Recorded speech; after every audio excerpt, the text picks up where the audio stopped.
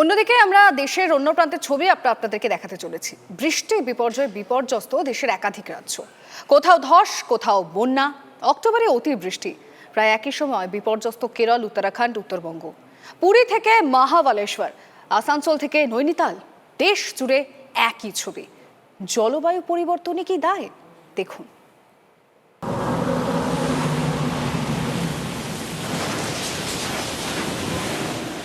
ভয় ধরিয়েছিল 2012, কিন্তু মহাপ্রলয় কি শুধু সিনেমাতেই আটকে থাকবে? একেবারেই না।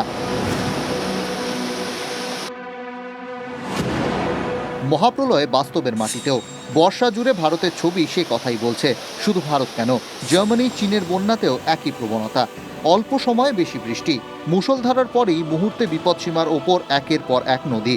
পাহাড়ে হরপা বাঁধ ধস, সমতলে ভয়াবহ বন্যা, মৃত্যু মিছিল, সম্পত্তির অপূরণীয় ক্ষতি।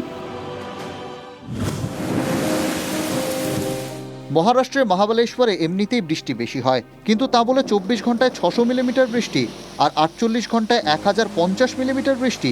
হ্যাঁ, জুলাইয়ের শেষে রেকর্ড ভাঙা এই পরিস্থিতির সাক্ষী হয়েছে মহাবালেশ্বর।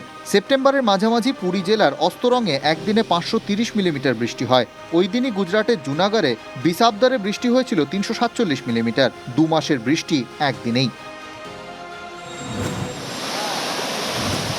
ঠিক এমনই পরিস্থিতির মুখোমুখি হয়েছিল আসানসোল সেপ্টেম্বরের শেষেই। একদিনে 434 মিলিমিটার বৃষ্টি।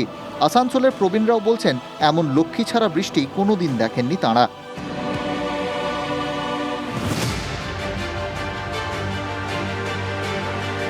এবার কেরলের ইদুক্কি থেকে উত্তরাখণ্ডের নৈনিতাল, গজলডোবা থেকে দার্জিলিং, সর্বত্র একই ছবি। অল্প সময়ের মধ্যে তিনটে নিম্নচাপ, সেই সঙ্গে ভূমধ্যসাগর থেকে আসা পশ্চিমী ঝঞ্ঝা। তৈরি হয়ে যায় প্রবল বর্ষণের চূড়ান্ত অনুকূল পরিস্থিতি। পূর্বাভাস ছিলই, কিন্তু বাস্তবে বৃষ্টি তার চেয়েও বেশি, একেবারে সৃষ্টি ছাড়া। অক্টোবরে নৈনিতালে বৃষ্টি হয়েছে 535 মিলিমিটার, হওয়ার কথা ছিল 1.1 মিলিমিটার।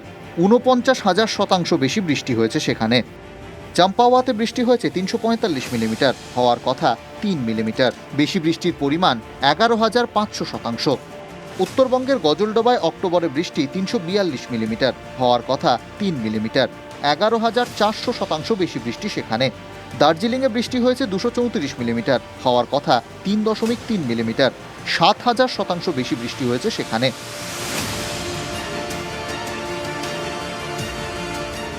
এর জন্য জলবায়ু পরিবর্তনকেই দায়ী করছেন বিশেষজ্ঞরা, কিন্তু মানুষের ভূমিকাও কম নয়।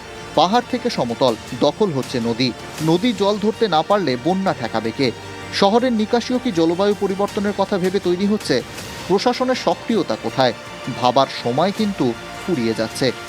কমলেশ চৌধুরীর রিপোর্ট, TV9 বাংলা। উত্তরাখণ্ডের মতো বিপর্যয় উত্তরবঙ্গেও। নিম্নচাপের বৃষ্টিতে পাহাড়ি এলাকায় ধস, সেতুতে ফাটল।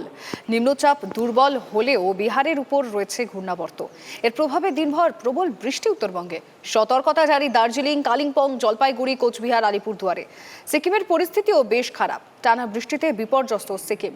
এদিকে দক্ষিণবঙ্গের কয়েক জায়গা বিক্ষিপ্ত বৃষ্টি হয়েছে, তবে কাল থেকে আবহাওয়ার উন্নতি হওয়ার সম্ভাবনা।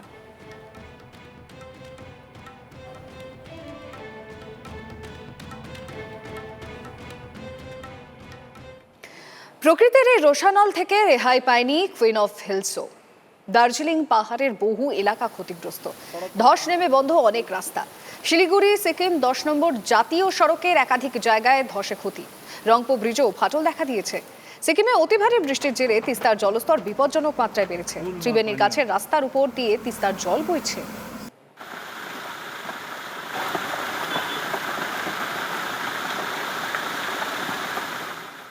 তবে শুধু তিস্তা নয়, জল বেড়েছে তোরসা নদীতে। সেই নদীর স্রোতে ভেসে গেল 2 শিশু। আলিপুরদুয়ারের জয়গাঁর বাসিন্দা সফেক আনসারের 2 শিশুকন্যার মর্মান্তিক পরিণতিতে শোকের ছায়া এলাকায়।